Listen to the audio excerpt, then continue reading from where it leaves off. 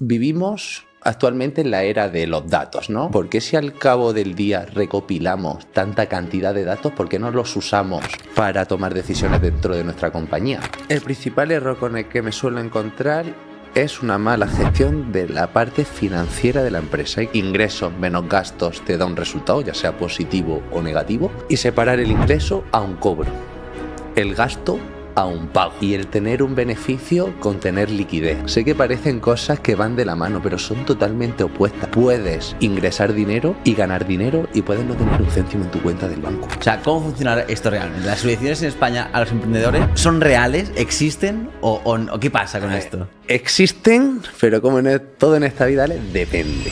Agencias de marketing digital que funcionaban bien, que se han metido en el kit digital y se han arruinado. ¿Realmente todas estas subvenciones vienen por Europa o viene también dependiendo qué partido político sea dan más o menos subvenciones? ¿El Partido Socialista da más o menos subvenciones que un partido como Vox? El gobierno de España dio el año pasado 14.000 millones en ayudas públicas. Ya, pero caballero, no son los 14.000 millones. ¿Cuántas auditorías tienes que pagar para auditar esos expedientes que ha dado para luego reportar Europa? Te estoy diciendo que a lo mejor una pequeña ayuda de 5.000 euros, el coste burocrático puede llegar a ser el doble o el triple. Tú ves lo que llaman la balanza de pagos de un país y si lo trasladas a una cuenta de resultados y a un balance de situación empresarial del gobierno de España, sería quiebra técnica. Yo en los últimos 4 años he pasado por un proceso de crecimiento personal muy importante. Ya un minutito de vuestra vida, si os ha tenido que replantear cualquier cosa, cualquier concepto con Trippers, ya estamos agradecidos de por vida porque...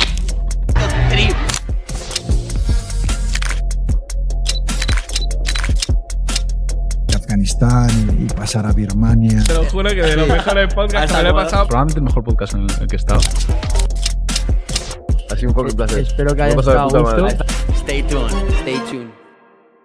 Bienvenidos un día más a un nuevo pod de Trippers. Hoy tenemos el grandísimo honor de poder estar grabando con Felipe Sandoval, un financiero, un emprendedor que además tiene un perfil muy interesante que no hemos traído todavía a Trippers. Así que Felipe, muchas gracias por venir aquí a Trippers. Un placer a vosotros por invitarme y vamos a intentar echar un buen rato, intentar bajar a tierra un poquito el complejo mundo este de los datos y cómo lo utilizamos nosotros para al final aportar valor dentro de la toma de decisiones dentro del mundo de la empresa. Creo que es muy interesante porque además el tema de Trippers, que siempre hablamos de desarrollo personal, de conciencia humana, hoy hablamos un poco más de financiero, un poco más de números, un poco más de optimizar negocios, pero creo que desde la parte en la que empiezas tú, que es desde arriba, viendo toda la parte de arriba y toda la parte holística y el big pictures que se llama en inglés de un negocio, creo que tiene mucha curiosidad, por lo menos por mi parte. Pues por la mía también, Ale, y vamos a intentar y sobre todo bajarlo de forma tangible a casos prácticos para que al final también la audiencia pueda entender un poco qué es lo que hacemos y por qué es la importancia de invertir en este tipo de servicio y cómo se pueden tangibilizar al final en un retorno dentro de la empresa o de la compañía. Qué bueno. Perfecto. Yo creo que Felipe, bienvenido. Creo que es un mundo súper complejo, súper... No difícil de entender, pero sí que desde fuera parece un poco difícil, un poco complicado, porque también es una cosa muy nueva, todo el Big Data, la utilización de los datos, la optimización. Entonces, me gustaría ir un poquito paso por paso, desde lo más sencillo, ir poco a poco un poco pues, profundizando en el tema y viendo un poquito casos de uso, etcétera, etcétera, para que la gente lo entienda bien. Entonces, de primeras, ¿qué es el Big Data?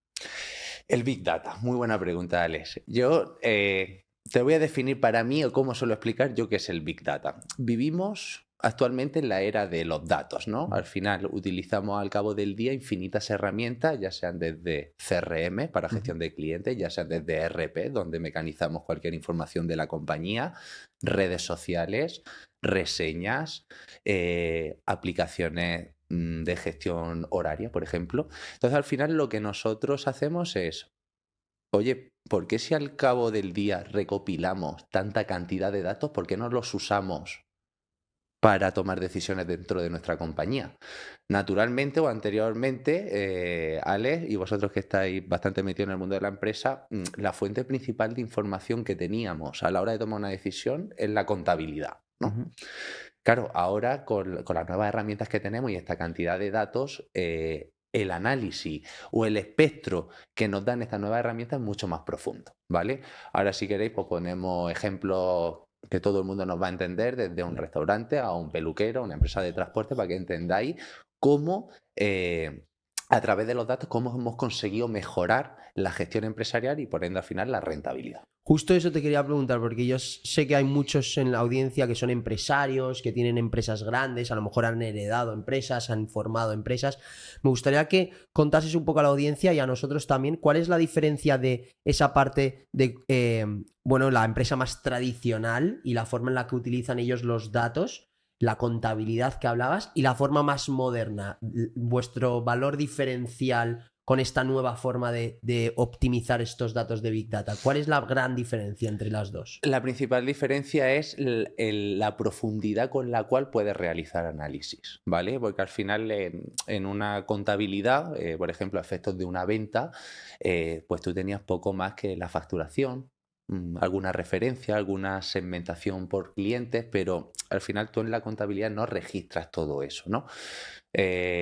Poniendo, por ejemplo, el caso de un restaurante que todos entendemos, yo en el TPV de restaurante, donde llevan cada uno de los camareros, donde nos cogen las comandas, podemos sacar cada una de las unidades que se ha vendido, la franja horaria donde se ha vendido, por si mañana me interesa a mí hacer una acción comercial, si veo que tengo un pico a las 2 y no puedo a lo mejor atender bien el servicio y digo, pues a lo mejor pongo una oferta a la 1, la típica happy hour estadounidense, para fomentar que ese cliente venga antes, donde tengo un valle y tengo a lo mejor la ocupación del local en un 60%, y me interesa más reducir ligeramente el margen de ese cliente en pro de que venga antes, porque luego tengo un turno más plano, en vez de tener, vamos a decir, tanta concentración en solo un rango horario. Más cositas, por ejemplo, si sabemos que tu proveedor de carne, Alex, te suministra una vez a la semana, por ponerte un ejemplo, que de forma semanal es capaz de suministrarte, y si sabemos la rotación que tú tienes vendiendo chuletones con una maduración de 60 días, tú siempre vas a poder optimizar mucho mejor el inventario de la cámara que vas a tener.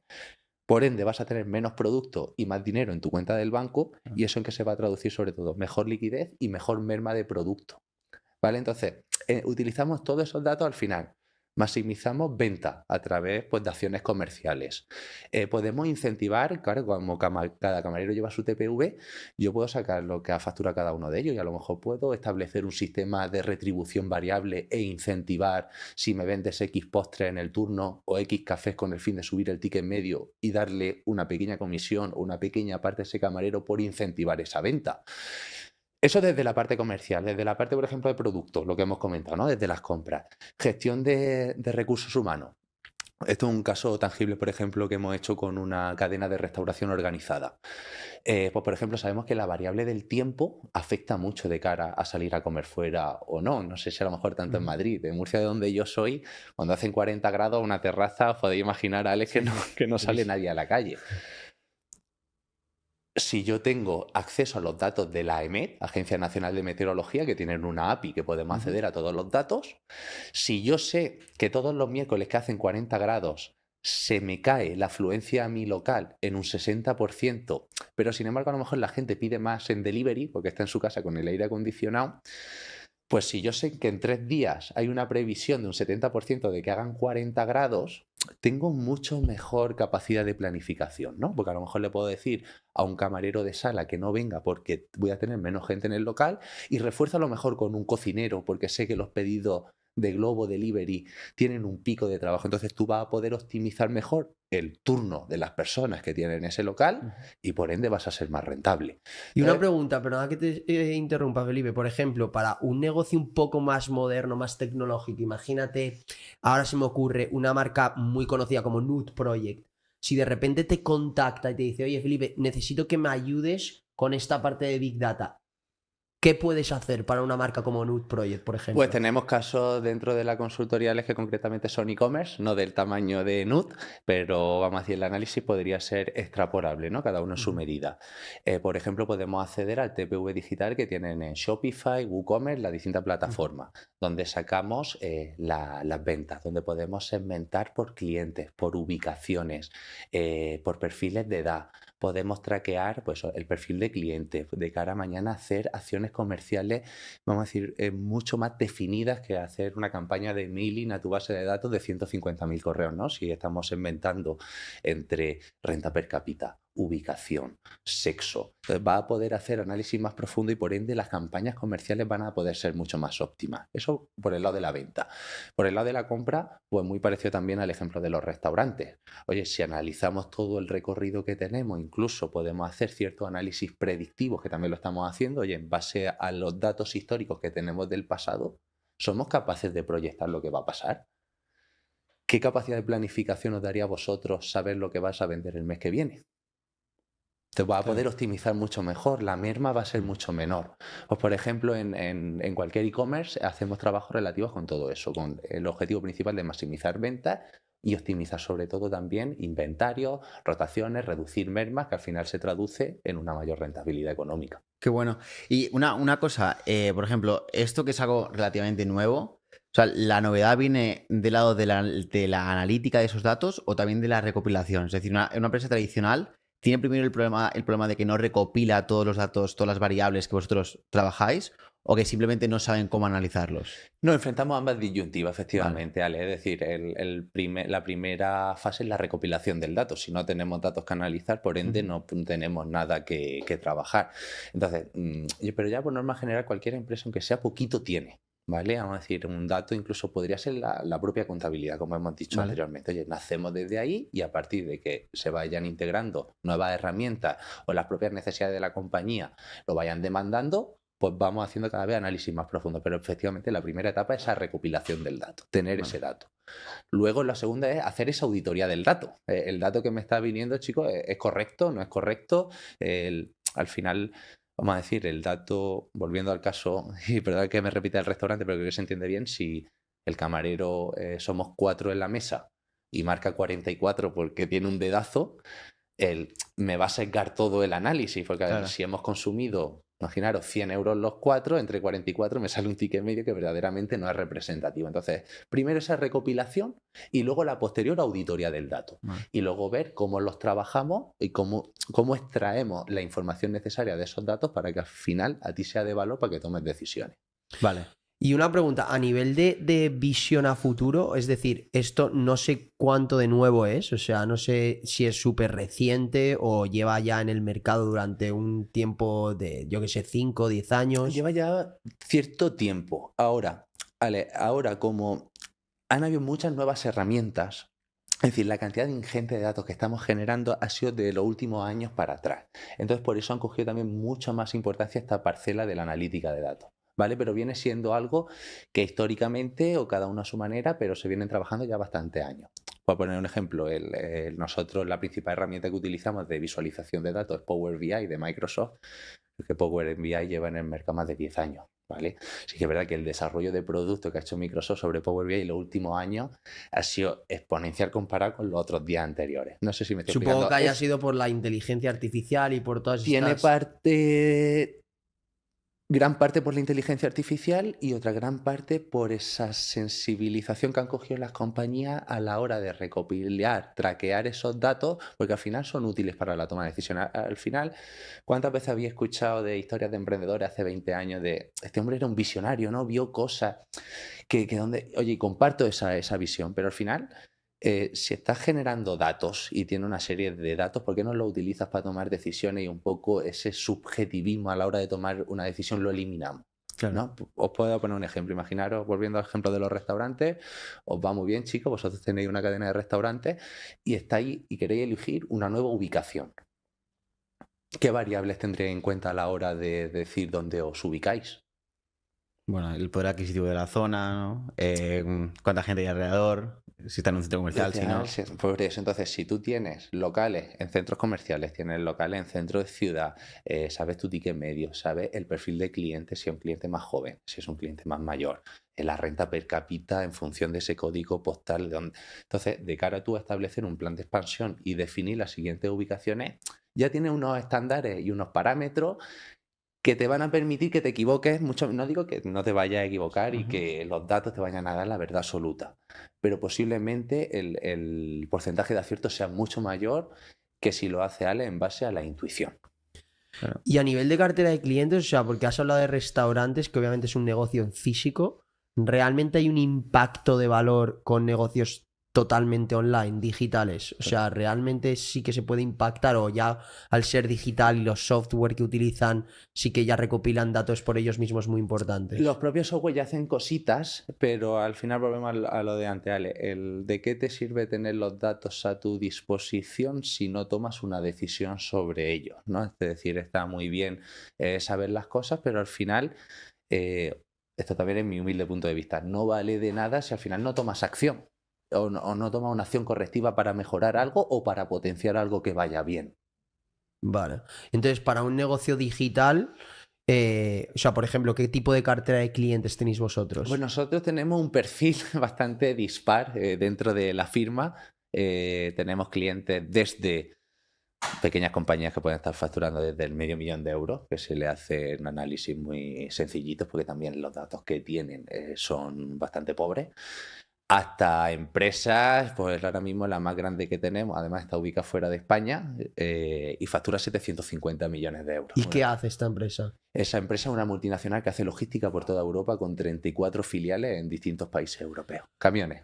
Y una cosa, cuando vosotros llegáis como consultoría, como asesoría, ¿y cuál es el impacto real? Es decir, ¿cuánto conseguís multiplicar la facturación con esta optimización de datos? No tenemos lo que vienen siendo unos resultados estandarizados, porque al final depende de muchas variables, ya no solo de la parcela de la analítica de datos, pero al final, y esto también es un proceso de mejora continua. Me refiero, se establecen unas bases, unas pautas al principio y al final con el fin de ir trabajando poco a poco, poco a poco, poco a poco.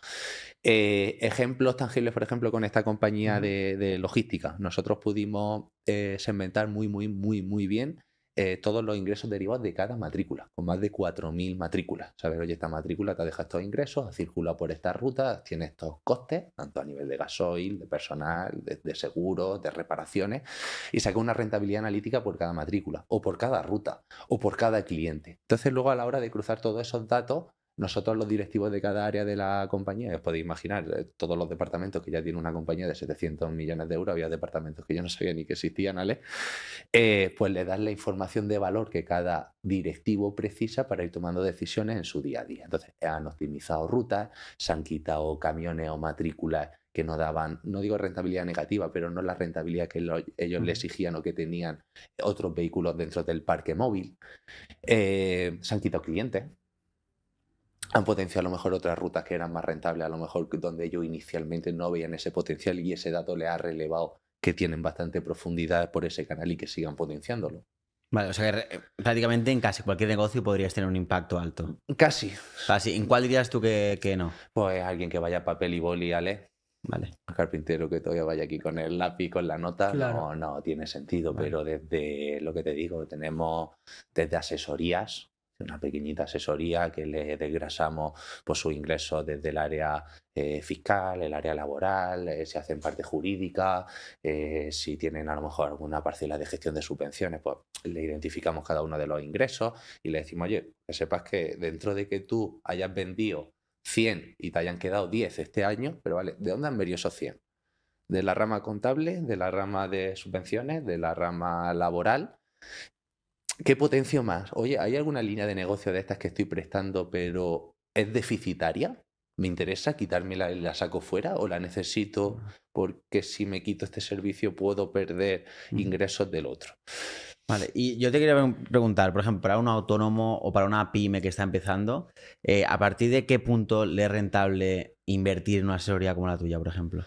Nosotros principalmente, Alex, siendo totalmente objetivos, recomendamos a partir de cierto recorrido. Claro. Es decir, creo que una pequeña empresa que esté ahora mismo validando en una fase de escalado 150, 500, 600.000 euros, creo que tiene otra alternativa a invertir que va a tener un mayor retorno que en analítica de datos. Pero sobre todo lo que, más que la contratación o un poco también la labor por la que estoy aquí, es también una labor divulgativa. Vale. ¿Vale? Es decir, sí me gustaría que estas personas, desde que arrancan, cojan un poco la importancia y la cultura de la gestión de empresas, ¿no?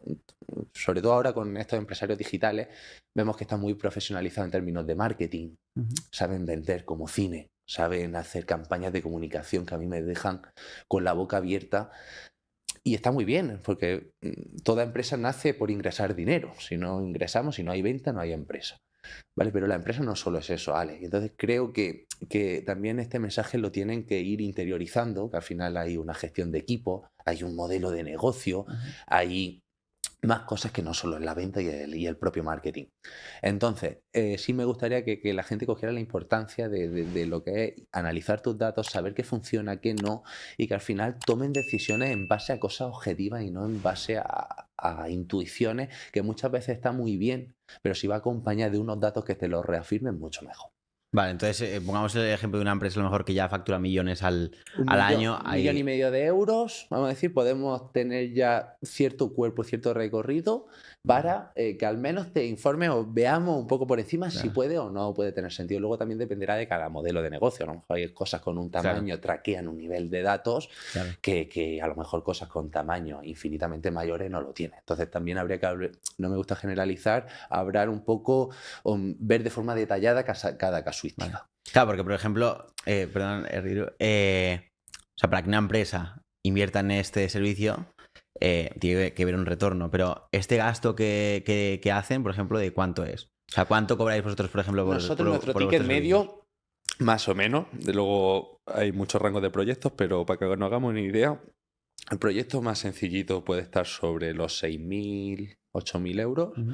Proyectos más complejos, 25, 30. O luego tienes proyectos como esta multinacional, que a su vez son 35 participadas en Europa, que son proyectos vitalicios, como yo digo, porque cuando no acabo de enderezar una filial, han comprado 2 más en otros países y te toca irte a los siguientes, es decir, entonces al final, pero normalmente para que hagan una idea y no irnos mucho del tema, entre los 6 y los 30. Vale, o sea, eso es un precio estándar para... Más o menos, habrá que ver cada cosita, y luego lo que también tenemos desarrollado son una serie de cuadros de mando o de dashboard que están muy enfocados en el área económica y financiera, porque al final la parte financiera es la misma para todas las empresas, porque todos bebemos en base a un plan general contable, ¿vale? Entonces lo que sí hemos hecho son paquetitos muy sencillitos, sobre todo porque yo venía de consultoría y yo trabajaba pues con pymes a partir de 5 o 6 millones de euros, era un poco nuestro público. Y siempre se me quedaba, cuando llegaba por las noches a casa, la espina de, oye, ¿qué pasa con ese pequeño emprendedor que nace, que se da de alta y no tiene absolutamente ni idea de finanzas? ¿Cómo le puedo ayudar? Y entonces lo que hemos hecho es desarrollar unos paquetitos, unas soluciones muy estandarizadas, que es lo que vendemos a través de una suscripción. Pues vale a lo mejor desde 30 a 50 euros al mes. Es decir, no le desarrollamos cosas a medida, porque tampoco lo precisan, no tienen las necesidades de esos grandes clientes. Pero sí le damos una pequeña herramienta ya para que lleven un control financiero, sus previsiones de tesorería, su análisis de rentabilidad. Ahora con el tema de las valoraciones de empresas, el EBITDA, le tenemos puestas funcionalidades tales como, fíjate, darle algo tan sencillo. ¿Puedo ir o no a pedir financiación al banco? Nosotros, como sabemos cómo el banco te calcula a ti tu scoring bancario de cara a otorgarte o no financiación, pues el mismo cálculo te lo hago yo en el cuadro de mando. Entonces te sale, oye, Alex, con los datos que estás presentando en tu contabilidad, no te puedes acercar al banco ni a pedir dinero. O, Alex, te van a poner la alfombra roja, pide lo que quieras, porque ahora mismo presenta una solvencia financiera espectacular. Entonces hemos hecho una serie de paquetitos muy simples, pero que ayuda mucho a la gente desde ese primer momento, Alex, que se arrancan en este mundo de empresarial, para que tengan una pequeña herramienta que los acompañe o los guíe sobre qué están haciendo bien, qué no tan bien, sobre dónde pueden mejorar. Y eso lo vendemos planes mensuales. Las integraciones no se cobran dinero porque es algo muy ágil, que se cobra a través de un modelo de suscripción. Y una pregunta, ¿Cuántos empleados tenéis a día Ahora de mismo hoy? el equipo lo integramos 6 personas, llevamos 12 meses con el proyecto, un proyecto muy joven. 6 personas y, por ejemplo, para un proyecto como el de la multinacional que factura 700, que te está pidiendo optimizar muchísimos departamentos, con 6 personas os da. Sí, normalmente también ya esas empresas de ese tamaño, Alex, tienen personal propio, interno, tanto departamentos de IT bastante desarrollados, departamentos financieros, departamentos de controlling de gestión. Entonces vamos a decir que hay un trabajo de cooperación, ¿no? Nosotros al final, como la consultoría, nos encargamos de hacer ese desarrollo de la parte un poquito más técnica, pero al final contamos con recursos internos de la propia empresa, porque al final el director financiero de la multinacional va a conocer mucho mejor la estructura financiera que yo, que acabo de llegar, ¿no? A la hora, pues, oye, esto tiene sentido así, pues muchas veces son ellos los que te van guiando o te dicen cómo quieren ver las cosas y tú al final pues das tu punto de vista de cosas que has visto en otros sectores o dentro del mismo sector en empresas con tamaños similares. Pues, oye, das pequeños matices, pero al final nos retroalimentamos mucho, sobre todo en estas grandes compañías, del personal interno que tienen ellos. Ok. Y de esa parte de 6 empleados, ¿qué parte tú dirías que es gracias a la automatización o la tecnología que utilizas? ¿Y qué parte es realmente que es que necesitáis 6 y con 6 vale? Es buena pregunta, muy buena pregunta. A ver, también a raíz de que el proyecto lleva poco recorrido, también los recursos financieros con los que contamos no eran muy bollantes, ¿vale? Entonces, preferimos tomarnos también este primer año como un primer año de validación, de testeo, antes de un poco de echarle toda la gasolina al proyecto. ¿Qué ha pasado? Que la validación y el testeo que teníamos a lo mejor proyectada a 12 meses se realizó en 2 meses y un poco la aceptación y la validación por parte del mercado fue tan rápida y tan intensa que nos tuvimos que poner manos a la obra de la noche a la mañana. Entonces, con respecto a esas 6 personas, podríamos ser muchos más. Lo que pasa es que nosotros también tenemos una cultura muy interiorizada, que es que la eficiencia operativa. Antes de contratar a alguien pensamos, esto se puede hacer con tecnología. Entonces sí que es verdad que dentro de los pocos recursos que pueden parecer a lo mejor 6 personas para canalizar este volumen de proyectos, trabajamos internamente procesos que difieren totalmente opuestos de, por ejemplo, de donde yo venía trabajando, de donde sé de otras consultoras que hacen proyectos similares a los nuestros. Nosotros tenemos muchísima tecnología que nos permite dar servicio como si fuéramos prácticamente el doble de plantilla si lo hiciéramos, vamos a decir, con los métodos tradicionales y al uso. ¿Y a qué te refieres con mucha tecnología? Pues mucha tecnología utilizamos desde inteligencia artificial, ¿vale? Para optimizar muchos flujos de trabajo internos y sobre todo también una de las tecnologías que más estamos tocando y más nos están ayudando es el RPA, Robot Process Automation. Estamos hablando de programar robots que hagan trabajo por humanos. Joder, ¿y cómo sabes hacer eso?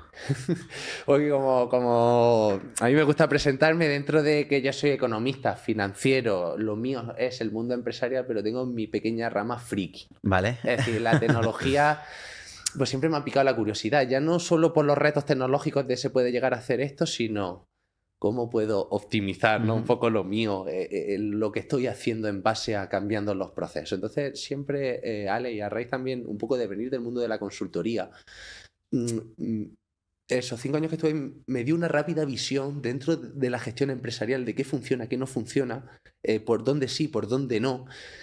Y una de las cosas que interioricé, vamos, desde el primer día fue la importancia de tener un buen partner tecnológico y meterle adentro de que es un sector maduro, ¿no? La consultoría financiera, el uso, meterle este eje tecnológico tan profundo que al final ya a veces hasta dudamos de si somos una consultoría financiera o de datos. O de datos. Eso me suena mucho la historia de Jay-Z cuando estuvo en Trippers. Sí.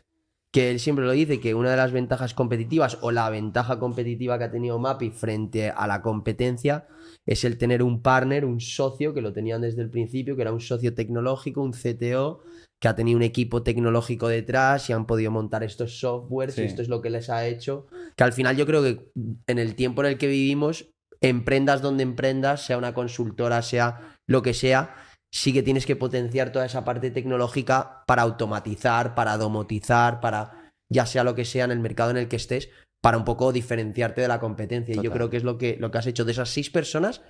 ¿cuántas están en el departamento tecnológico? En el departamento técnico, ¿no? Como tal, desde Exacto. que hacen una conexión a base de datos Sí. a una representación de un cuadro de mando. 4. Y 2, estamos uno liderando la parte comercial y un poco mi rol dentro de la compañía, que es un poco definir el rumbo estratégico de hacia dónde vamos. La visión. Y justo te quería preguntar ahora eso, o sea que me viene perfecto. ¿Dónde vas? ¿Hacia dónde vais en los siguientes 10 años con esto? A pesar del poco recorrido que tenemos, lo que sí tengo muy claro es la misión de por qué constituye esta sociedad. Y al final es ayudar y a optimizar y a fortalecer el tejido empresarial nacional. Es decir, vamos a extrapolar en la medida de lo posible con los recursos que tienes, pero esos modelos de gestión de esa gran multinacional que lo hace bien y se han calzado ese tamaño es por algo. ¿Por qué no lo adaptamos a esta pequeña pyme española o a ese pequeño autónomo?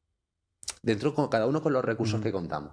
Pues es la misión que nosotros tenemos con esto, profesionalizar la gestión empresarial que hay en España, porque al final veo gente con mucho talento, gente, por norma general, el perfil emprendedor suele ser más un perfil comercial, ¿no? Alguien que sabe vender, pero luego esa parcela de gestión tienen ciertas carencias.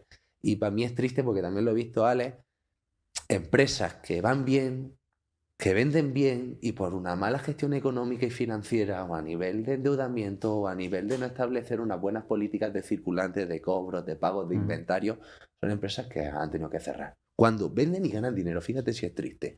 Entonces es algo que me dolía tanto en el corazón que digo, tengo que poner mi pequeño grano de arena para que eso se pueda solventar.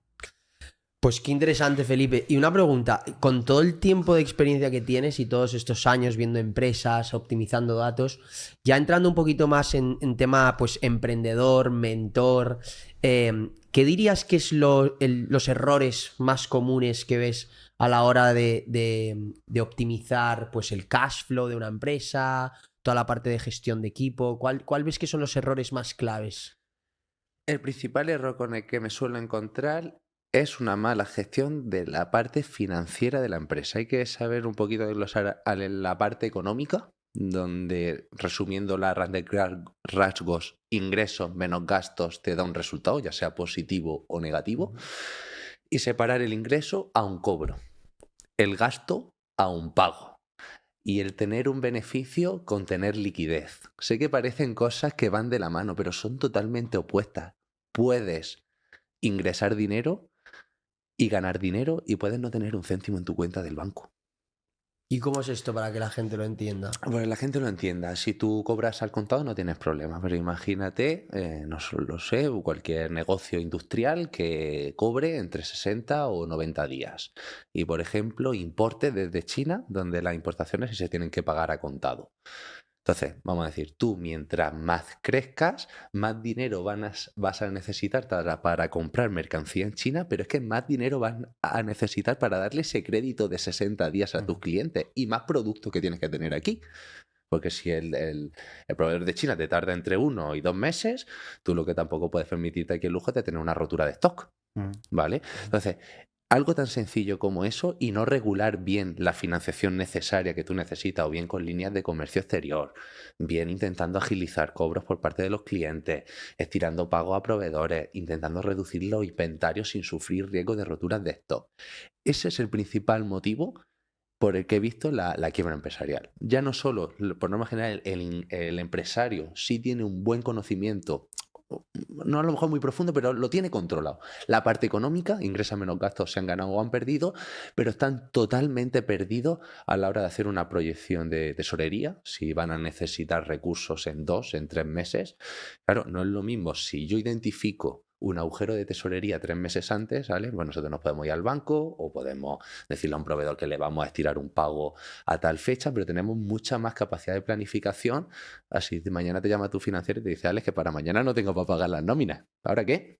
Claro. ¿Vale? Entonces, eso suele ser un error. Hablo ya sobre todo, o sea, quito de este saco también a cualquier modelo de negocio que no tiene sentido, ¿no? Pues cualquier emprendedor que esté intentando validar algo, oye, no tiene sentido, el mercado no te lo ha validado fuera, ¿no? Pero dentro ya de que esa fase de validación ya está cubierta y entramos ya en una fase de escalado, soy muy claro y muy conciso. Ese es el principal problema que me he encontrado. Mala gestión de la parte financiera. Vale. Y entonces, si tuvieras que dar un consejo para, sobre todo, emprendedores, autónomos que estén por ellos mismos y que no sepan un poco cómo llevar la contabilidad y estén empezando en este mundo de que le están empezando a llegar pagos, algunos al contado, algunos un poquito más a plazos. ¿Qué les ayudaría a mantener una contabilidad así un poquito organizada y optimizada para no cometer esos errores y acabar quebrando? Vale, principalmente creo que la solución más práctica, porque tampoco no tienes que depender de tu gestor, porque al final aquí un poco la figura de gestor, del asesor, entendemos que es un poco el que nos tiene que ayudar a gestionar la compañía cuando no es así, cuando la labor de un gestor es simplemente presentarte los impuestos, cualquier cosa que se salga de ahí le da absolutamente igual y hay que interiorizarlo eso muy bien. Ahora hay una figura que es bastante común, Alex, que es el tema del CFO externo o un outsourcing de ese departamento financiero. Que hay muchas empresas, consultoras como nosotros éramos en su día, o incluso pequeños freelance que a través de una pequeña minuta te puede orientar y te puede hacer una guía de cómo va en el ámbito económico y financiero. Luego, en función de las necesidades de la compañía, a lo mejor no tienes que hacer reuniones mensuales. Es decir, ver todos los meses que está pasando con que sea trimestral, ¿vale? Pues ya sabes que pero una reunión al trimestre, te cueste lo que te cueste, pero tienes un financiero de verdad que está salvaguardando por la viabilidad financiera de tu negocio, bajo mi punto de vista es estrictamente necesario esa pequeña partida de inversión. Y el tema ese, por ejemplo, que yo me acuerdo que viendo un poco tu contenido, tú dices que te gusta mucho el perfil de José Elías, porque como que, bueno, pues estás de acuerdo con él en muchas de las opiniones que él da. Y es verdad que José Elías obviamente tendrá un perfil muy completo, no lo dudo, es un tío súper exitoso que sabe un montón de empresas, pero su perfil es siempre pues más financiero, más gestionar la parte del cash flow de la empresa, más hacer una gestión financiera correcta para que la empresa siga creciendo. Y una de las cosas que él hace, que es creo que es el café con José Elías o algo así, que él coja emprendedores pequeños y les da consejos, y uno de tus vídeos de Instagram es que haces una video reacción de José Elías diciéndole a un chaval pues que qué hace comprando una nave si la tendría que alquilar, ¿no? Y tú dices que estás totalmente de acuerdo con esto. Toda esta parte de gestión que ya se va fuera de un poco del pago recibido, sino es más una gestión, tengo este dinero, ¿qué hago con él? ¿Qué problemas tú ves ahí alrededor de todos estos decisiones de un empresario a la hora de gestionar su patrimonio? Te lo puedo resumir en 3 palabras, como todo en esta vida: coste de oportunidad. Al final, como todo en la vida, es el segundo que le dedicamos a una tarea, un segundo que se lo estamos dejando de destinar a cualquier cosa en la vida. Entonces, tú como emprendedor, validas, testeas, oye, la cosa te va bien, genera cierto recurrente, ciertos recursos.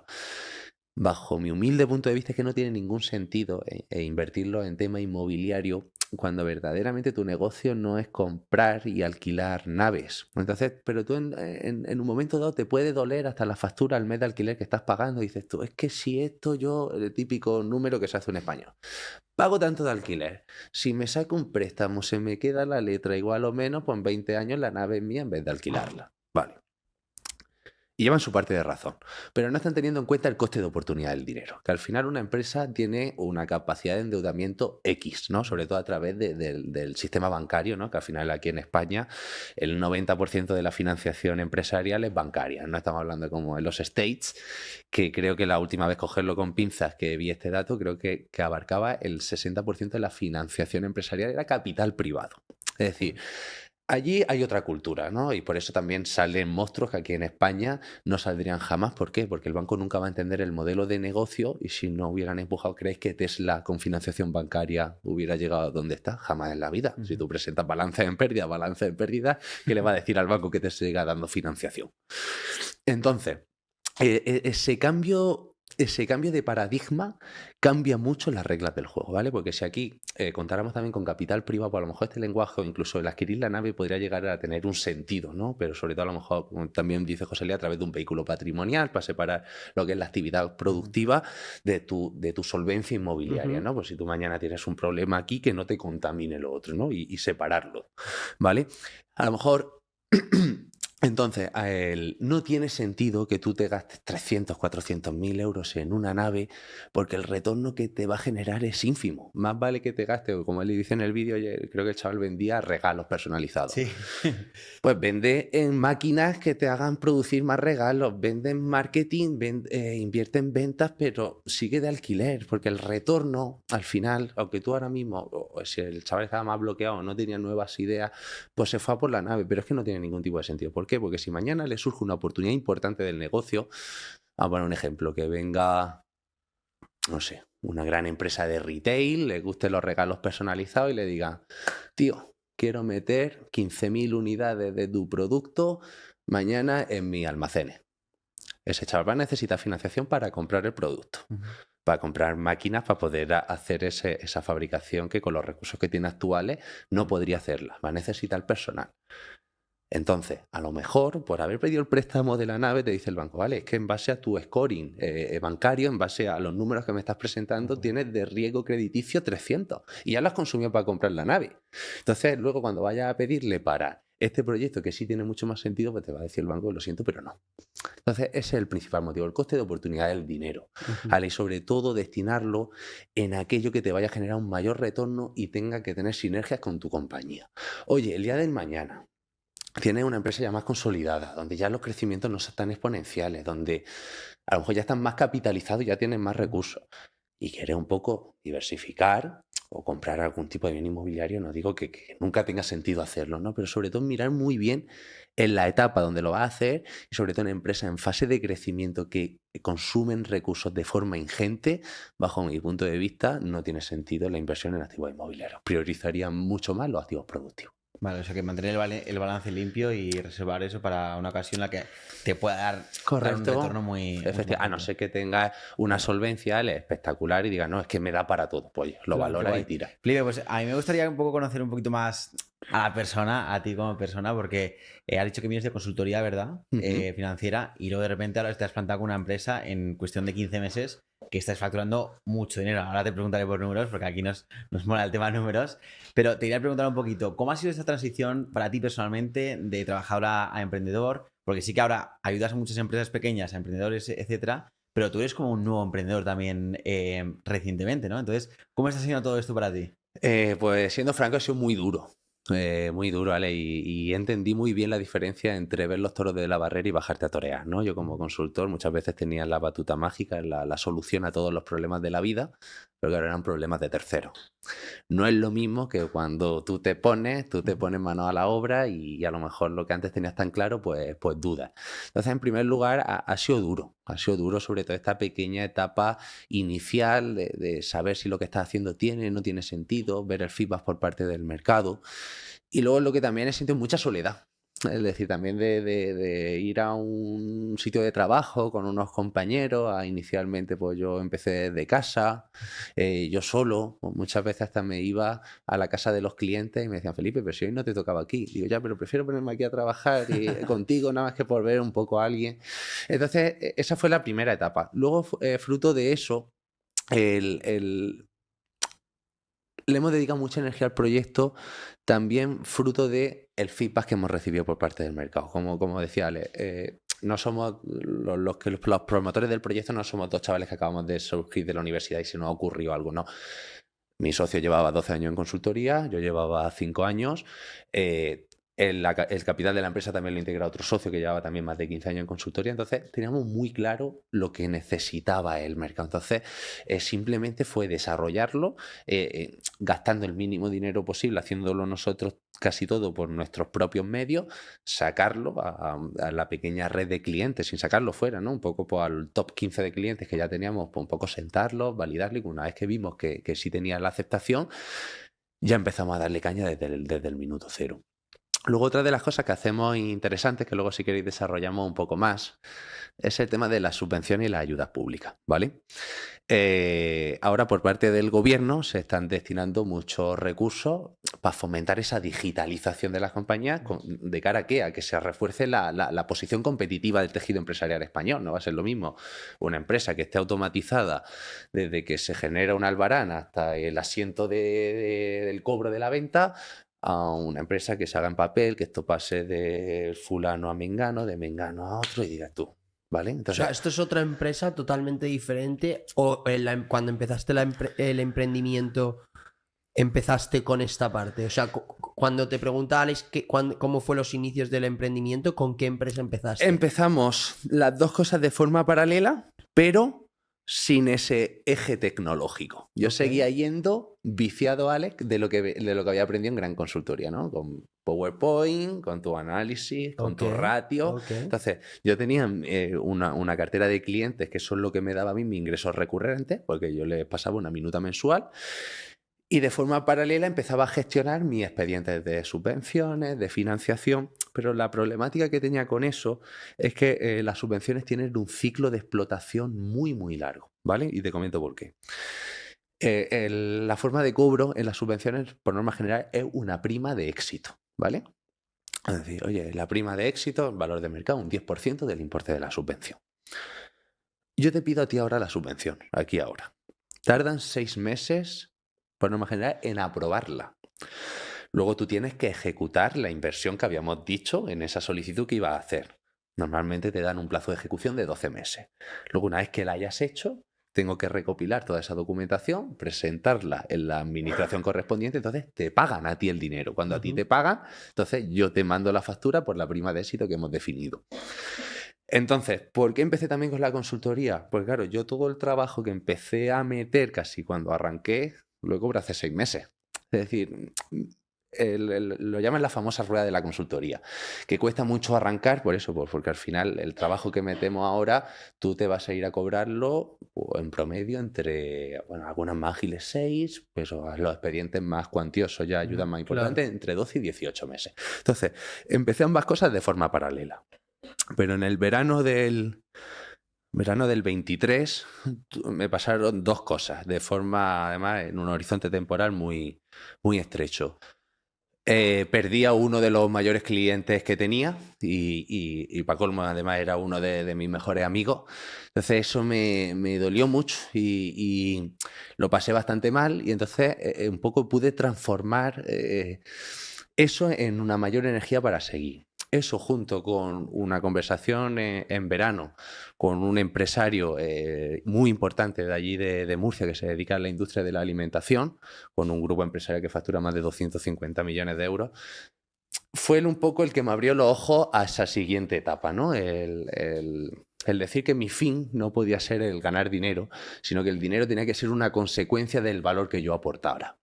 ¿Vale? Entonces, fijaros cómo cambian el orden de los factores. Antes era, te levantas, ¿cómo puedo ganar dinero? Oye, puedo ir a venderle esto a este a otro. Esa era mi forma de pensar. Después de la conversación con este hombre, mis proyectos se paran, paro lo que venía haciendo de forma radical y entonces empecé a pensar, ¿cómo puedo mejorar la experiencia de mis clientes? ¿Cómo puedo escalar este servicio de consultoría para en vez de yo llevar 4 clientes, mañana podré llevar 40? Entonces fue cuando di con este mundo del Big Data y el Business Intelligence. Vi que había herramientas, encontré ese mundo y entonces nos tiramos. Ahí fue cuando tomé la decisión de que yo antes estaba como autónomo, yo solo, integrar a los 2 socios que actualmente integramos el proyecto y desarrollamos esa solución digital en pro a lo que yo necesitaba para poder dar una mejor atención. ¿Vale? Esto se tradujo que en corto plazo empezamos a traccionar, empezamos a meter clientes, los clientes que ya teníamos estaban muchísimo más contentos y es que hemos podido acceder a una envergadura de clientes. Yo antes yo nunca había trabajado en una empresa de 500 millones de facturación o de 200 millones de facturación y actualmente ya tenemos 2. ¿Tú crees que sin ese eje tecnológico y si no hubiera un poco roto esa manera de pensar que tenía, hubiéramos llegado? Jamás en la vida. Joder. Nada, brutal. Yo creo que es muy guay porque es una transición como muy complicada, como que muy poca gente se atreve a dar el paso y encima en un sector que es bastante complicado.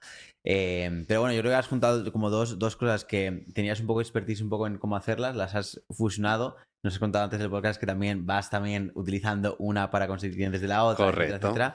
La pillería del emprendedor. Y entonces, yo creo que es un tema muy interesante lo de las subvenciones en España, sobre todo un poco enfocadas al emprendimiento, porque sí que hay como mucha controversia con esto, ¿no? El kit digital, ayudas a emprendedores, del gobierno se vende siempre que ayudan a las empresas pequeñas, al pequeño emprendedor. ¿Eso es real? Porque, o sea, yo no he escuchado a nadie, mira que conozco emprendedores y gente que está empezando, nadie que ha recibido una ayuda realmente que haya sido útil para su proyecto. La mayoría se tiran meses esperando el kit digital, al final lo que les llega es una mierda, lo tienes que pagar por adelantado. O sea, ¿cómo funciona esto realmente? Las subvenciones en España a los emprendedores ¿Son reales? ¿Existen? ¿O qué pasa con esto? Existen, pero como todo en esta vida, depende. Te vengo a decir, te vas a encontrar, por norma general, distintas opiniones, ¿vale? Por ejemplo, con el famoso kit digital. Solo te tienes que meter un poco en las redes, la gente rehuye de eso, o sea, hay un hate brutal. Nosotros hemos gestionado 6.000 kits digitales, ¿vale? Con eso te lo digo. ¿Gestionado significa que lo habéis conseguido o que lo habéis solicitado? Que lo hemos solicitado Vale. y lo hemos conseguido. Vale. ¿Vale? Nosotros no hemos hecho el servicio de digitalización, sino lo que hacíamos es esa tramitación para simplificar Vale. toda esta burocracia, o bien al beneficiario final, o bien incluso a la empresa proveedora, ¿vale? Entonces, como todo en esta vida depende, y te voy a decir casos reales y tangibles que he vivido. Eso es. He visto empresas hacerse ricas con el kit digital. Empresa, una consultora de marketing que tenía recursos financieros detrás y estar facturando antes del kit digital 200.000 euros y el año pasado facturó 3,5 millones de euros. A ver, explícame eso. O sea, ¿cómo? O sea, ¿qué utilizaron? ¿Qué pasa? No Al entiendo final, eso. vale, el discurso es muy sencillo. Oye, ¿quieres tu página web? En vez de pagarme 2.000 es gratis. ¿Cuánta eres capaz de vender? Ahora, ¿dónde estaba aquí un poco la roca del kit digital? Que tardaba mucho en cobrar. Entonces, si tú has sido capaz, volvemos a lo de antes, ¿no? Esa buena labor de planificación financiera. Si yo consigo dotarme de los recursos necesarios que yo necesito para... Tengo que reforzar equipo, tengo que meter más programadores, tengo que meter a más gente de marketing para hacer ese trabajo. Sin embargo, tú a ese señor le tienes que pagar la nómina ese mes. Y tú el kit digital lo vas a cobrar en 6 meses. Tú a ese trabajador no le puedes decir, caballero, le voy a pagar a usted la nómina de febrero en octubre cuando yo haya cobrado el bono. Eso no es viable. Entonces, si consigues recursos externos, ya sea capital privado, financiación bancaria, sea lo que sea, y eres capaz de planificar muy bien, pues dime tú cuánto venderías tú, Alex, si fuera gratis para tu cliente. Entonces, lo que te digo, exponencialmente, estar facturando el año pasado 3 millones de euros y antes del kit digital una agencia normal de 500.000. Ahora ese es el lado bueno. He visto el caso opuesto. Agencias de marketing digital que funcionaban bien, que se han metido en el kit digital y se han arruinado. ¿Y por Literal. qué? Por no hacer, han muerto literalmente, ¿conocéis la expresión de morir de éxito? Pues morir literalmente de éxito. O sea, el Ahora kit digital les ayudó, pero no han sabían vendido sostener. mucho, han facturado mucho, pero no han tenido los recursos necesarios para financiar el gap que hay entre que facturas y cobras. Y hemos tenido que vender la empresa a otros agentes digitalizadores con más recursos. Casos reales, ¿vale? Entonces te digo, pues como todo en esta vida depende. Tengo gente también, ya no solo a veces el propio programa del kit digital, sino también las manos en las que te pones, ¿no? La empresa proveedora, el que te va a hacer el servicio. Entonces, mucha gente a veces atacha a lo mejor al programa cuando a lo mejor la mala praxis ha venido por parte de las empresas proveedoras. De hecho, hace 2 semanas me pasó una cosa que era pamear y no echar gota. Me llama un agente digitalizador.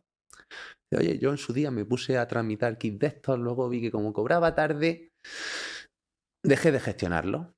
Vale, el kit digital tenía una obligación de que tienes que prestar servicio durante 12 meses. Y en el mes 12 tenías que mandar un pequeño informe como que habías seguido ahí. Y como este hombre lo aparcó, ya ni las notificaciones las abría, lo dejó totalmente aparcado. Pues ahora me he encontrado con que porque este agente digitalizador no ha justificado bien su labor al cliente que fue beneficiario del kit digital y él tenía todo gratis, ahora el gobierno de España le está exigiendo el dinero del bono. Y dice, pero vamos a ver, señor.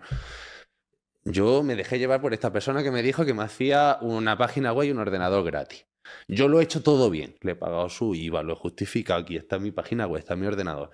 Y porque él se haya equivocado, ahora tengo que pagar yo la fiesta de los 3.000 euros. 3.000 euros son para los autónomos, pero hay que digitales de 12.000, de 24.000 y de 29.000. Claro. Pues ahora el propio beneficiario el que se está comiendo el asunto. Entonces, muchas veces hay que segmentar bien, hay que depurar un poco la responsabilidad, ¿no? ¿Vale? Es decir, esto viene de una mala praxis de que las bases reguladoras de la ayuda están mal planteadas, o es que la empresa proveedora no ha sido lo más diligente o lo más profesional posible.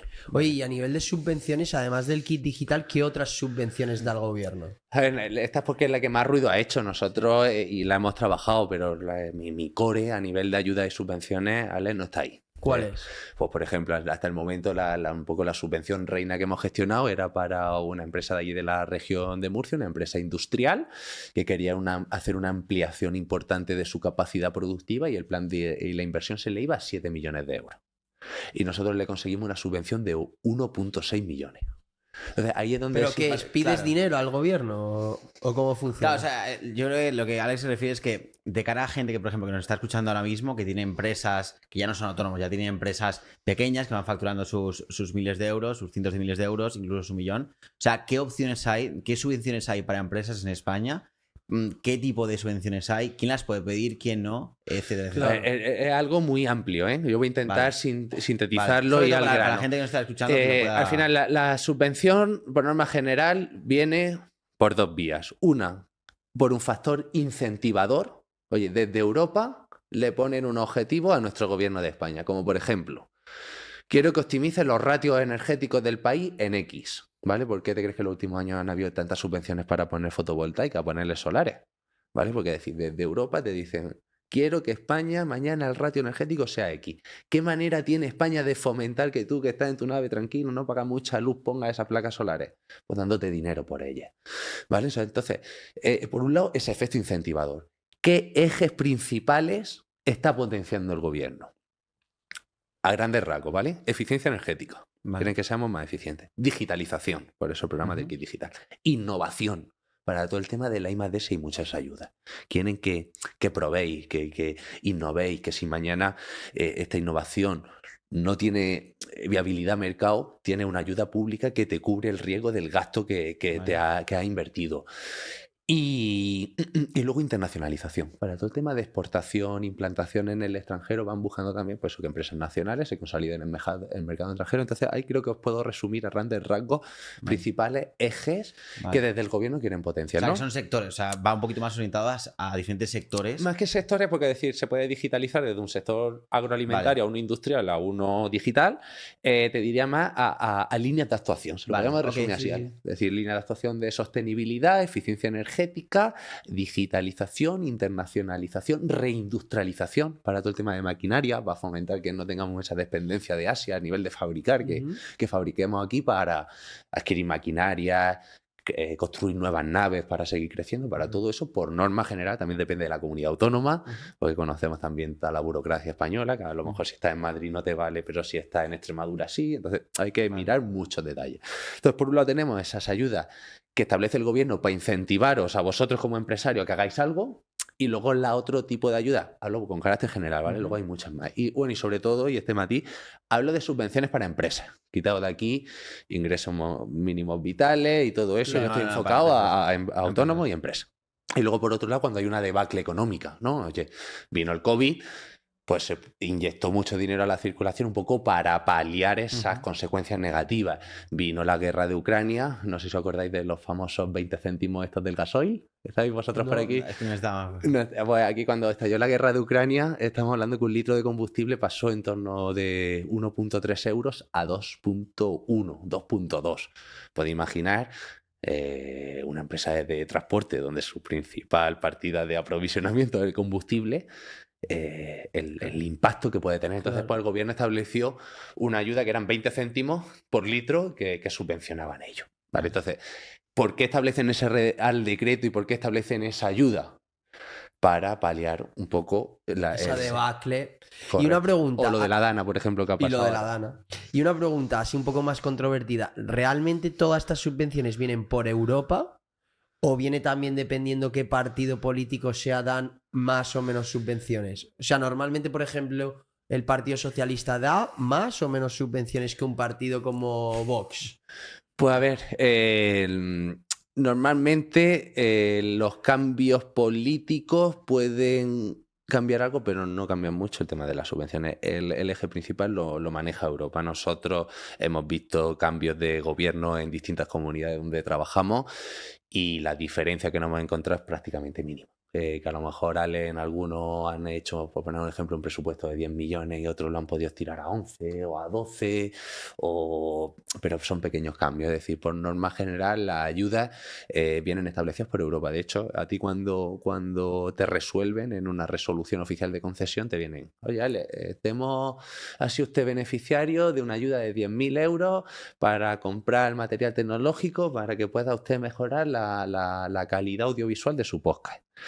Luego te pones de esos 10.000 euros, a lo mejor 8.000 son fondos FEDER, fondos europeos, los otros 2.000 son fondos del gobierno autonómico de la Comunidad de Madrid, ¿vale? O sea que siempre hacen una distinción entre dentro de la ayuda que se te ha aprobado, qué porcentaje son fondos europeos, que por norma general suelen ser entre el 70 y el 90%. Sí, me da un poco la sensación de que estas subvenciones por parte del gobierno siempre como que traen letra pequeña, ¿sabes? Que son muy poco claros. Tú vas con la esperanza de que, hostia, sacan una subvención de 6.000 euros para X persona o para X empresa. Luego lo vas a pedir y te das cuenta de que no es que te den 6.000 euros y lo vayas a utilizar, sino que tienes que comprarlo, en base a qué haces en los siguientes 6 meses te lo pueden devolver. Como que al final siempre te buscan como el truco para no realmente darte el dinero y que tú lo utilices, sino que voy a intentar como colar un poquito la Yo te voy a decir subvención. mi intuición sobre esto. Más que lo que buscan es complicarlo.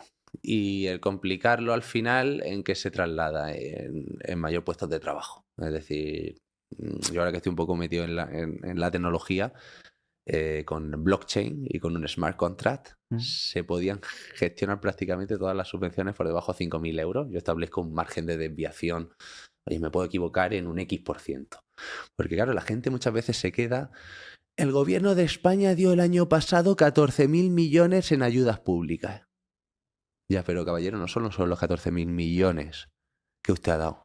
¿Cuántos funcionarios públicos tienes para gestionar esos 14.000 millones? ¿Cuántas auditorías tienes que pagar para auditar esos expedientes que has dado para luego reportar a Europa? Ya no es solo el dinero que te dan, sino los recursos que necesitas para que al final ese dinero se te acaba llevando. Te estoy diciendo que a lo mejor en una pequeña ayuda de 5.000 euros el coste burocrático puede llegar a ser el doble o el triple. A lo mejor si tú harías un contrato inteligente, una blockchain, tú establecieras de que 5 de cada 100 te van a engañar, pero te va a salir infinitamente más barato que gestionarlo tal y como lo gestiona. Entonces, mi punto de vista sobre por qué lo hacen así, creo que al final es para la creación de puestos de trabajo y redes clientelares. Es decir, voy a hacerlo complicado para que al final, pues... Vale. Claro, es que el tema ahora en España es un poco toda la parte que el sistema ya está creado, sería reestructurar todo desde principio a fin, ¿no? Tú, por ejemplo, que te dedicas a las subvenciones, ¿tú las mantendrías o las quitarías? Pues mira, esto va a parecer quizás sorprendente porque me puedo echar piedras sobre mi propio tejado, pero bueno, confío en mi valía y en mi desempeño para ganarme la vida de otra manera. A lo mejor no las quitaría al 100%, Alex, pero sí lo reduciría de forma exponencial, ¿vale? Pero con una obligación, que haya una relación directa entre quitar las subvenciones y la carga fiscal. Es decir, yo no necesito, caballero, que usted me dé 50.000 euros para comprar esta máquina. Si mañana me bajan mi tipo impositivo, yo tengo más dinero en mis recursos, tengo mejor acceso a financiación, entonces no preciso de ti. Y luego la acotaría mucho. ¿Por qué? Y con perdón de la expresión de todo el mundo. ¿Creéis que alguien, un emprendedor o alguien que tenga tracción y recorrido necesita una ayuda para comprarse un ordenador? ¿Sí o no? No, la verdad. Si no tienes recursos para comprarte un ordenador, chapa y dedícate a otra cosa. Ahora, otra cosa, estamos hablando, Alex, si mañana tienes aquí una factoría de la industria automovilística y tienes que hacer una inversión de 85 millones de euros que vas a generar 500 puestos de trabajo y te vas a traer aquí un centro productivo, que eso va a mover aquí una red de proveedores porque te van a suministrar. A lo mejor sí tiene sentido que por parte del gobierno haga su pequeña aportación para que eso se lleve a cabo. ¿Y por qué hacen esto? ¿Por qué no hacen lo que tú dices? ¿Por qué no bajan el tipo impositivo y reducen todas las subvenciones? Yo creo que podemos un poco intuir todas las respuestas, porque al final queda muy bien el típico anuncio. El gobierno de España moviliza 6.000 millones de euros para los afectados para la Dana. Yo estuve pensando si entrar a gestionar, un poco por ayudar, y al final con mucho dolor en mi corazón tomamos la prudencia oye, asesorar a todo el mundo que tuviera cualquier tipo de duda sin ningún tipo de coste, pero no entramos a la tramitación porque me daba miedo de lo que nos podíamos encontrar.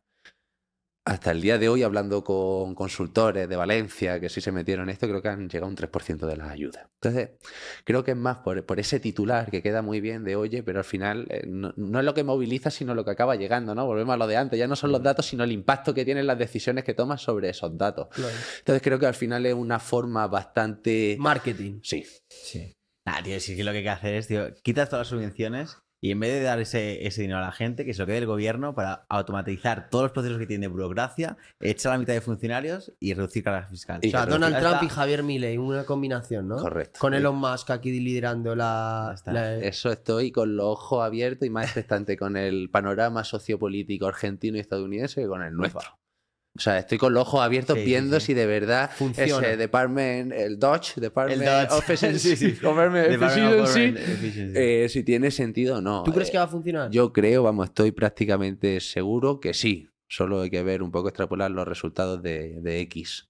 Y parece que un tío como Elon Musk, si sabe gestionar unas empresas como las que tiene, que no son pequeñas, al final un país se gestiona como una empresa, ¿no? Es el debate eterno que yo tengo con mucha gente, bajo mi punto de vista, sí, con pequeños matices, ¿no? Es decir, a lo mejor una empresa sí mira mucho más el tema lucro, el tema beneficio, y aquí a lo mejor pues, tienes que establecer una serie de políticas para mejorar algo, vale.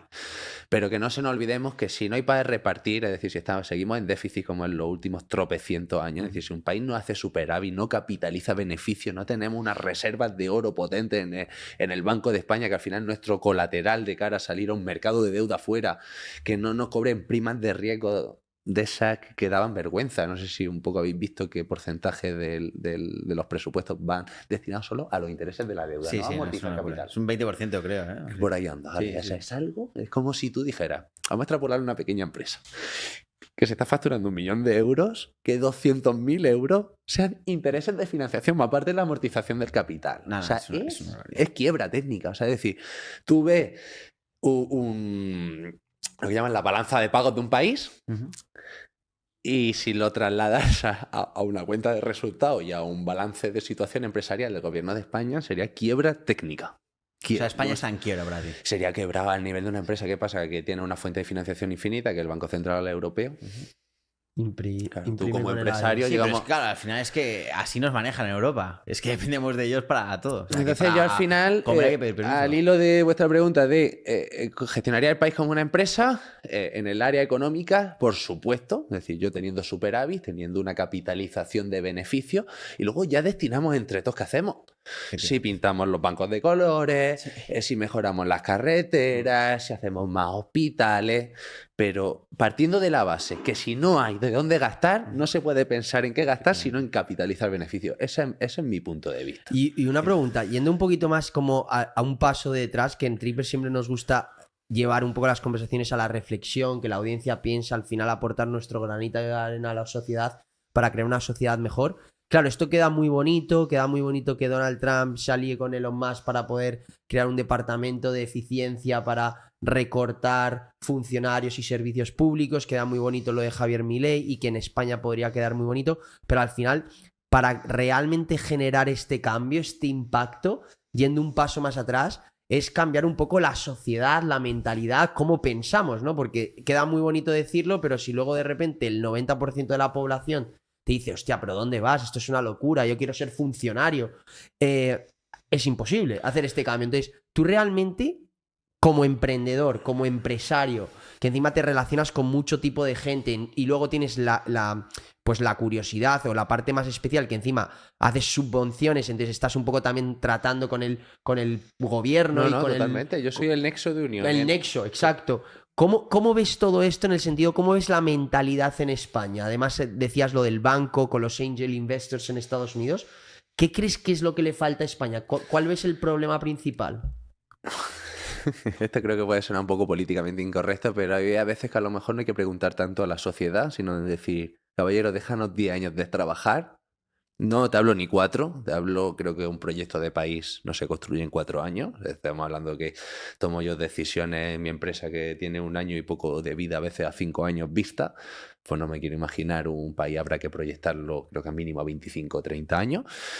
Entonces, lo primero que le diría es casi que ni perdería el tiempo en explicarle a esas personas qué vamos a hacer, sino que me den una oportunidad, que me dejen 10 años y en 10 años hacemos un balance, una comparativa de cómo estábamos y de cómo estamos. O sea, al final creo que a veces la sociedad está tan viciada que cambiar eso va a ser muy complejo. Y al cambiarlo, creo que la única herramienta que tendríamos para cambiar eso es la educación. Y si empezamos a cambiar ahora la educación, el resultado lo vamos a ver en 15 años después. Entonces, creo Por ejemplo, que una educación financiera. educación financiera... Tú que sabes gestionar toda esta parte de finanzas, claro, estamos hablando que tú ayudas a empresarios, que en teoría los empresarios tienen una cierta educación financiera. Ya no me puedo ni imaginar cualquier persona de la sociedad que no gestiona ningún tipo de finanzas. Pues, tenemos cero conocimiento. Lo has ejemplificado muy bien, Ale. Pregunta que te lanzo yo a ti. ¿A ti te enseñaron en el colegio cómo se hacía la fotosíntesis de las plantas? Sí, claro. Y lo tienes totalmente claro, ¿verdad? Como estos Sí, más o procesos. menos, pero sí. Confío en ese. Vale. ¿A ti te han enseñado qué es una factura, que es una No. declaración de la renta, que es un Cero. préstamo con garantía hipotecaria, que es un depósito, que es un bono? ¿Por qué? No quieren, yo creo. Porque al final yo entiendo, que si es gente inculta, es gente más controlable, y entonces pues no te quieren libre, ¿no? Porque al final una persona que sea libre tanto a nivel mental como a nivel económico va a ser alguien que el someterlo va a ser mucho más complicado de alguien que depende de ti. Entonces, es que es la única razón por la que mi sentido común acaba llegando. Es decir, al final tener a gente inculta, fíjate si es triste, es decir, tu objetivo como país no es tener a los mejores, no, es tener aquí a un grupo de gente lo más tranquilo y lo más dócil posible, que si tú dices derecha, todos vayan a la derecha y no se planteen si a la derecha es el camino más óptimo, si no lo es, o izquierda.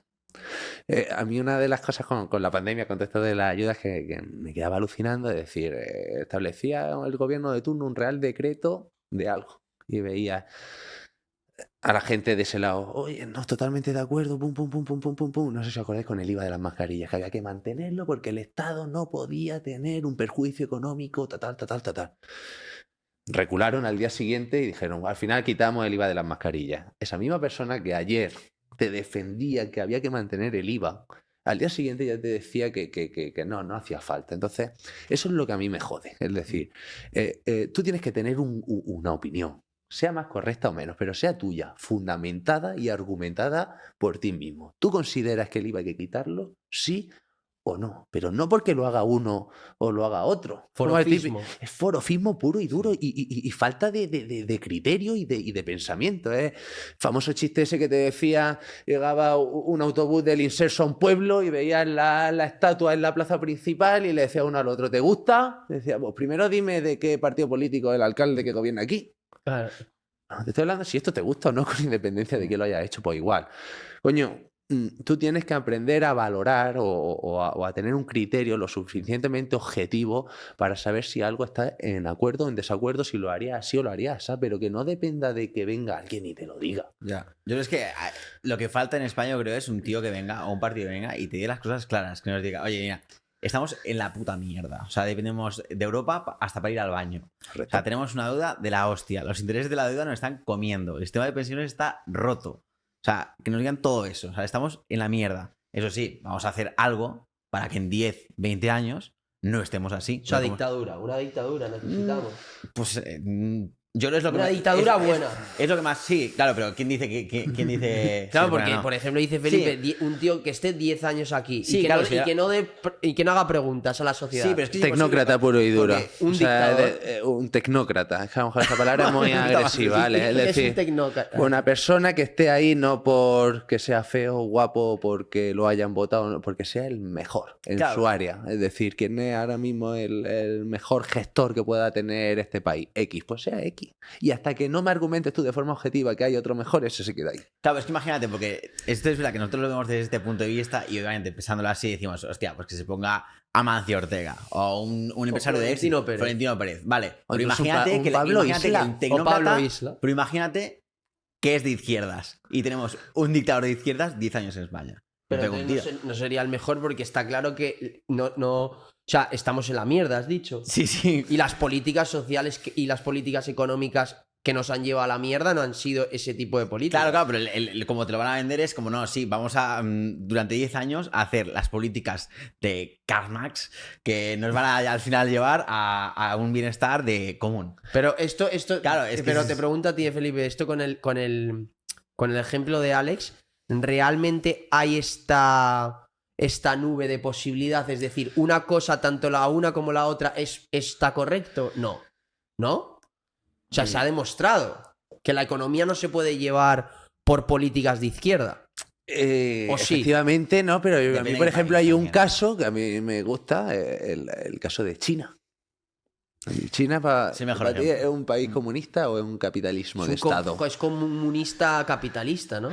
Entonces, pero Es al un final, comunismo social capitalista económico. ¿qué era China en el año 2000?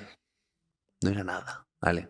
Entonces, ese hombre sea comunista, pero ha hecho un plan de país a 25 años vista y de ser nadie al ser actualmente por la primera potencia o dándose codazos en industrias muy trascendentales, tecnológicas, salud, energética, con los Estados Unidos de América. Cosa que hace 20 años... Pero vamos, sus si nos políticas dicen- han sido de izquierdas económicamente hablando.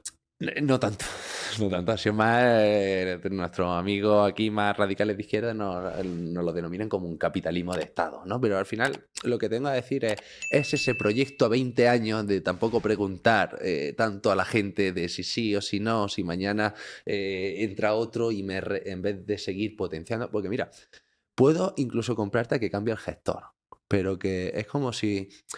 Nosotros tres formamos el consejo de administración de una compañía, ¿vale? Y tenemos ya la suficiente tracción o no, o no estamos lo suficientemente cualificados que tenemos que poner a un director general, ¿vale? Como en su perdón, como en su día hizo Amancio Ortega con Pablo Isla, ¿vale? Entonces, Ale, nosotros cómo supervisaríamos o cómo mediríamos o cuándo cambiaríamos a ese A Pablo CEO Isla. que hemos contratado. Nosotros al final somos accionistas, somos los responsables del órgano de administración y nuestra labor al final es supervisar que ese plan de negocio que hemos aprobado el Consejo de Administración a 5 años vista, de lo que queremos que nuestra compañía sea en 5 años, y lo que vamos a poner es a un CEO, a un director general, que garantice que eso que nosotros como socios y como representantes del órgano de administración de la empresa hemos definido qué es lo que se va a hacer. Eso me valdría como país, es decir, vamos a establecer un rumbo entre todos, no que ese rumbo, ¿cuántas veces éramos pequeños habían cambiado los libros de la primaria, los E, los E, los G? ¿Qué sentido tiene eso? Vamos a hacer un plan educativo y te puede incluso comprar que el gestor lo podamos cambiar. Oye, si no da resultados, nosotros, oye, cesamos a este y vamos a buscar a otro. Pero nuestro rumbo de empresa se mantiene constante. ¿Me estoy explicando lo que quiero decir? Sí, Es decir, sí, pues, sí, coño, sí, si no, nosotros total. como país definimos un rumbo, una estrategia, superávit fiscal, reducción de pasivo financiero, no sé, una serie de objetivos que me da igual el gobierno de turno o el presidente o el gestor de turno que esté, pero que siga en base a ese horizonte estratégico que es lo que hemos definido.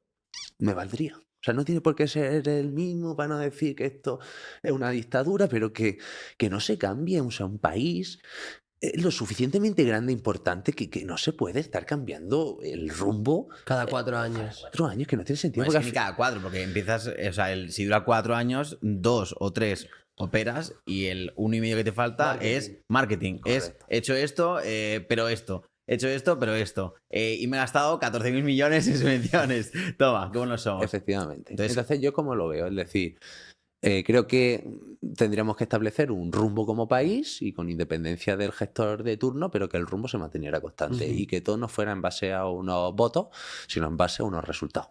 Es verdad que yo soy muy práctico, muy objetivo, pero es que al final, si las empresas van bien, y el país no va bien, pues ¿por qué no nos miramos un poco de lo que va bien y mejoramos lo que está regular? Sí, no, y a mí una cosa que me llamó mucho la atención, estuve viendo un podcast de Albert Rivera con José Elías en Búsquete la Vida y hablaban del sistema de pensiones. Decían que sí, que es un Ponzi, literal. Y decían, hostia, a mí que me gusta mucho Albert Rivera y cuando salió a mí me encantaba. Y digo, hostia, este tío, por ejemplo, por lo menos hay un poco de esperanza de que, hostia, sale un tío que es de políticas de derecha económicas, pero luego tiene también la parte un poco de conciencia social. O sea, me parecía que podía unir un poco al país. Al final, pues no salió el proyecto Ciudadanos, pero a mí me gustaba. Y, tío, yo me acuerdo que en ningún momento dijo nada del sistema de pensiones, que era una estafa, que era un Ponzi ni nada. ¿Por qué coño lo dices ahora? Y cuando estabas ahí no tuviste los huevos de decir, oye, señores, que tenemos un Ponzi de sistema de pensiones, hay que cambiar esto. ¿Por qué? Y él dice, no, porque claro, tu gestor tal de canal de comunicaciones te dice, hostia, no digas eso, que perdemos votos. Claro, es que así nos va. O sea, no sabemos decir las cosas a la cara de los ciudadanos. Efectivamente. Y te digo Entonces, una al final- cosa, que antes el decir las cosas a la cara era como vas a perder seguro, por eso no lo hacían y los gestores decían, oye, no lo digas y tal, pero ahora, a lo largo de estos últimos años, se está demostrando que precisamente los que dicen las cosas a la cara es los que están ganando. ¿Y por qué Donald crees que, Trump, Alex? porque yo creo que la gente ya se está cansando. Sí, con internet al final ya todo el mundo accede a información que antes no tenía. Con Y internet hay una se está cansando correla- y mira a Mark Zuckerberg la noticia que ha dado hoy, que pone Dana White de Board of Directors y que el free speech, eso es una locura. Sí, increíble. O sea, un tío que se ha demostrado que los últimos 10 años estuvo súper cerrado y controlado por el freedom of speech, que, bueno, que fue precisamente Meta, fue en las elecciones pasadas, no estas, las pasadas, fueron los que influyeron al máximo en las elecciones, los que han tenido una censura tremenda, y a día de hoy, que un tío como ella, y encima en la nota de prensa ha dicho, se va a convertir como ex. O sea, ha dicho, se va a convertir como ex, un poco como ex, y ha dicho el nombre ex. O sea, literalmente, esto es que el mundo está cambiando. Y ahora también ahí Zuckerberg ha dicho, hostia, Muy listo. está Elon Musk metiéndose ahí en el gobierno y tiene ex, me voy a meter yo como sea, voy a meter a que sea Dana White aquí porque si no me comen. Me comen, claro. Claro, pero es que es así, es decir, yo comparto mucho vuestra opinión al final cuando la gente se cansa cuando no hay una correlación entre lo que me estás contando y lo que estoy viendo. Entonces, hasta el momento, y más si la cosa va bien, pues oye, si yo tengo para mi casa en la playa, mi hijo bien, pero encima, si estoy jodido y me estás contando una película que yo con mis propios ojos estoy viendo algo totalmente opuesto, pues la gente tampoco quiere que le tomen como subnormales. Claro. Totalmente. Bueno, pues muy igual, la verdad, la charla. Vamos a terminar con una pequeña sección de preguntas rápidas que son un poquito más generales, un poquito más de ¿cómo se dice? ¿Desenfrenadas? ¿No? ¿Cómo se dice? Trippers. Un poquito más, sí, un poquito Yo tengo menos serias. curiosidad por lo que va a decir Felipe, la verdad. A ver, sí que las A tengo ver si os aquí. puedo sorprender, chicos. Vale, genial. Bueno, ¿estás listo? Vamos a ¿Has ello. visto? ¿Sabes alguna o no? Sí, Ay, cabrón. Ajá. pero no me la he preparado. Se ve Sé alguna, Tripper, se ve Tripper. sé alguna, pero te tengo que decir con la mano en el corazón que no me he preparado la respuesta. Vale, a ver, le hemos cambiado un poco últimamente. Igual, a ver si vemos. Venga. Pues Triple Quick Questions con Felipe Sandoval. ¿Preparado? Vamos a ello. Vamos. Si pudieras tener cualquier habilidad sobrenatural por un día, ¿cuál elegirías?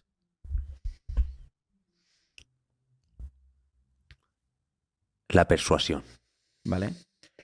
¿Elegirías saber la verdad absoluta sobre el futuro o sobre el pasado? Sobre el pasado, porque me ayudará mucho a entender el futuro y aparte que soy una persona que me gusta moverme un poco en esa labor de incertidumbre, de no me gusta saber o controlar un poco todo lo que va a pasar, ¿no? Un poco... Tiene sentido estudiar los datos del futuro, del pasado para... Vale. ¿Vivir sin música o vivir sin libros? Vivir sin libros, porque ahora mismo también como están en otros formatos tiene un poco de matiz. música. Vale. Un personaje histórico del pasado o del presente para tener una charla. Esta la tengo muy clara. Soy muy maximalista de Elon Musk. ¿Vale? Vale. Imagínate que mueres hoy y te dan la opción de volver a nacer. ¿En qué año lo harías? En los años 60. Vale. 60, 70. ¿Vale? ¿Cuál es tu mayor virtud La perseverancia. y tu mayor defecto?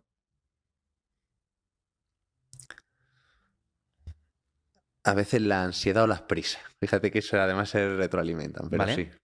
¿Crees que la raza humana seguirá viva en 500 años? Creo que sí, pero no tal y como la conocemos. Va a haber un cambio, tanto a nivel demográfico, estamos viendo las pirámides poblacionales de los distintos países, junto con el avance de la inteligencia artificial, que creo que va a haber un cambio importante tanto en el mercado de trabajo como en el ser humano como tal. Vale. ¿Crees en la vida extraterrestre? Yo es que soy muy empírico. Sé que, y a raíz de hace poco de una persona importante de la NASA que conocí, que hay cosas por ahí. Pero habría que identificar qué y cómo. O sea, soy una persona que necesito ver para creer. Vale, vale. ¿Vivirías en algún otro planeta? Si de repente te dan la opción de ir Sí. y estar 2 años ahí. Totalmente, Irías. totalmente. O sea, Soy tienes una un poquito de persona... curiosidad de saber cómo es. Sí.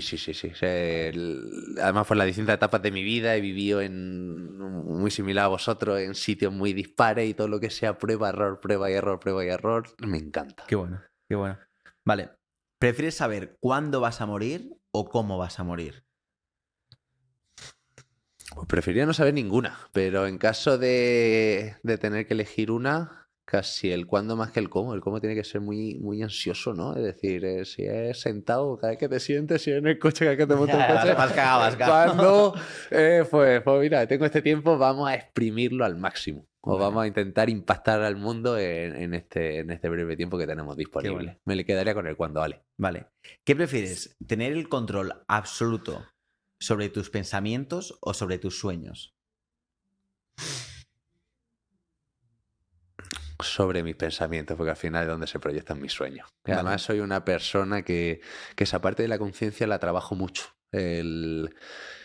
Pienso mucho a veces de más. Es decir, por ejemplo, unas cosas de mi día a día, muchas veces después de cenar salir a andar un promedio entre 1 hora y media a 2, una persona que me cuestiono mucho el día, lo que viene, si vamos en la dirección correcta, y creo que al final uno es dueño de sus pensamientos y los sueños están proyectados en base a lo que uno piensa. Vale. Un libro que te haya marcado la vida. Pues a ver, esto puede parecer muy comercial, ¿vale? Porque es un top seller, pero a mí me ayudó mucho a entender cómo entendía el flujo del dinero, que es de Thomas Kiyosaki, Padre Rico, Padre Pobre. Sé que puede parecer muy común, pero es que de verdad cuando entiendes los 4 cuadrantes del dinero y cómo Sí. y qué es el dinero y la herramienta, a mí me cambió mucho la forma de ver el mundo empresarial. Totalmente. Bueno, ya para terminar, ya que tú eres muy tripper, eres un tripper de la familia Trippers, ¿cuál es el mayor trip que te has pegado en toda tu vida? Este tío que te la preparada, vamos.